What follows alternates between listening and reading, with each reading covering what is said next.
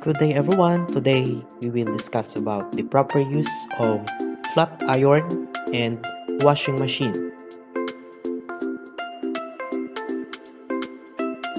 Let us start with the flat iron. Number 1, prepare the necessary equipment. So ready natin yung flat iron natin as well as the ironing board.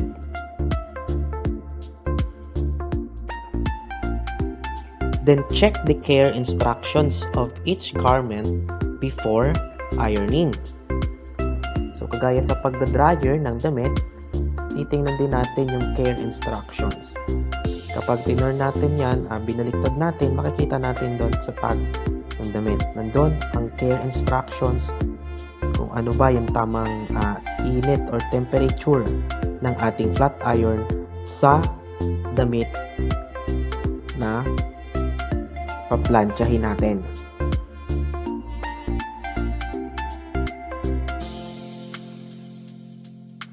Number 3, set up the ironing board near the outlet and plug in the iron. So dapat malapit sa convenience outlet yung ating setup ng ironing board and the flat iron para hindi siya nahihila.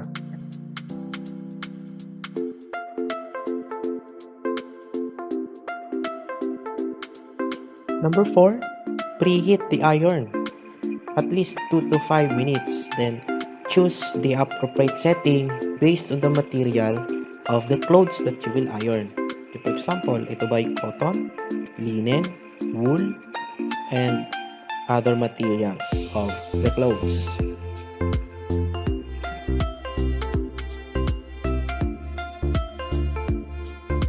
For step number 5, we will stretch the garments across the ironing board.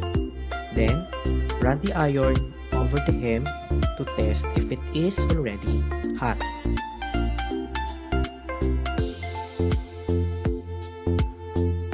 Number 6, move the iron over the pants, polo, or shirt.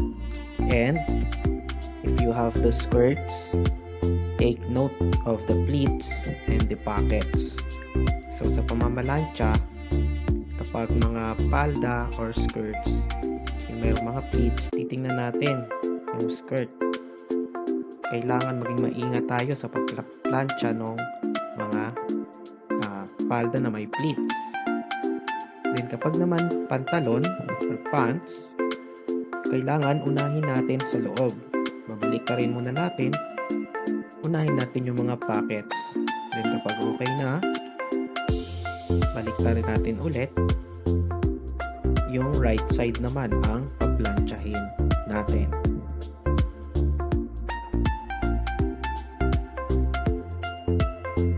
And number 7, hang each garment that you have ironed to keep it from wrinkling again.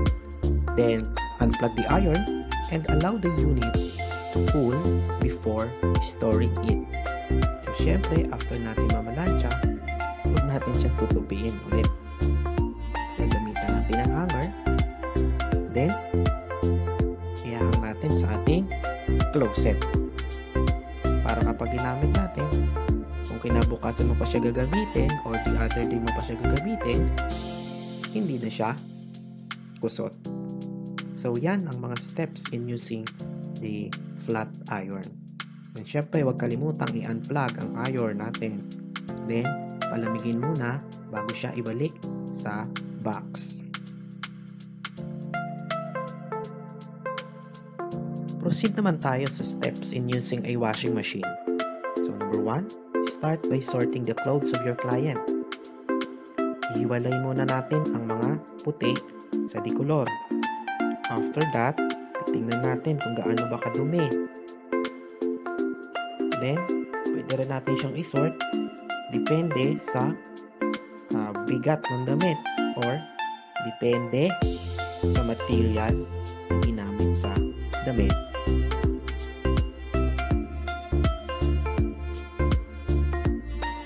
Number 2, after sorting the clothes, fill the washing machine with water based on the manufacturer's manual. Then, put the detergent and put the clothes loosely. Load accordingly as specified in the manual. Number 4, close the lid and turn on the machine. So let the unit work through all the cycles. Then wait for the machine to turn off before you unload and wash laundry. Number 6, load the washing machine with clothes until you are done. And kapag ubos na yung mga labahin mo, turn off na natin ang washing machine and unplug from the convenience outlet.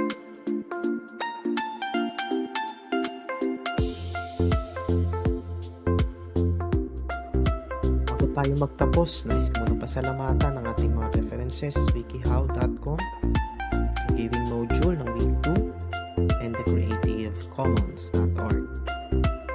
Thank you.